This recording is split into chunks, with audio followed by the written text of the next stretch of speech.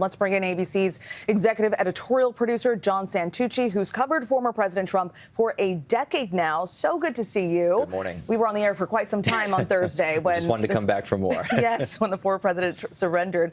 Good to see you. So walk us through this strategy. Why is Mark Meadows trying to take his case to the federal court, and how does that impact the other defendants and the former president? Okay, so let's start with Mark Meadows. Our understanding, Stephanie, is that right now this case is in Fulton County, Georgia. Deep, deep, deep blue, very Democratic community down there.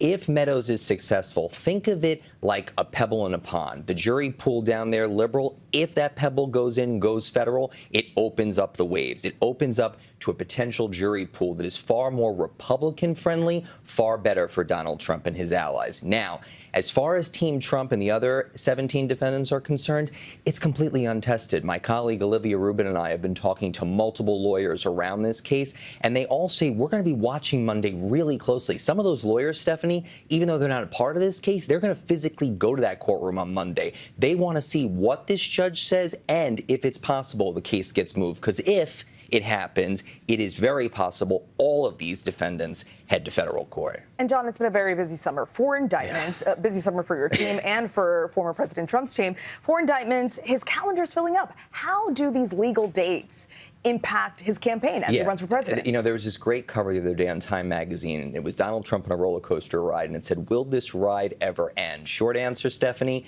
not anytime soon. And if you thought the summer was busy, buckle up heading into the fall. Just look at the calendar over the next month. We know that Donald Trump and his allies, as Karen just said, have to head to Fulton County for that arraignment the first week, right after Labor Day, out of the gate. Just a few weeks after that, Stephanie, the second Republican debate. Donald Trump hasn't said one way or another if he's going, but that is something they're looking at.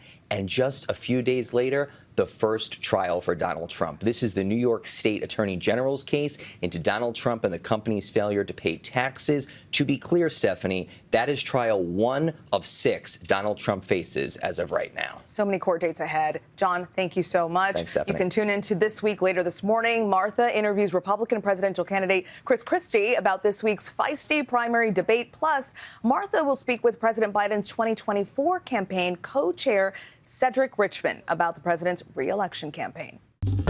Well, hey there, GMA fans. Robin Roberts here. Thanks for checking out our YouTube channel. Lots of great stuff here. So go on, click the subscribe button right over here to get more of awesome videos and content from GMA every day, anytime.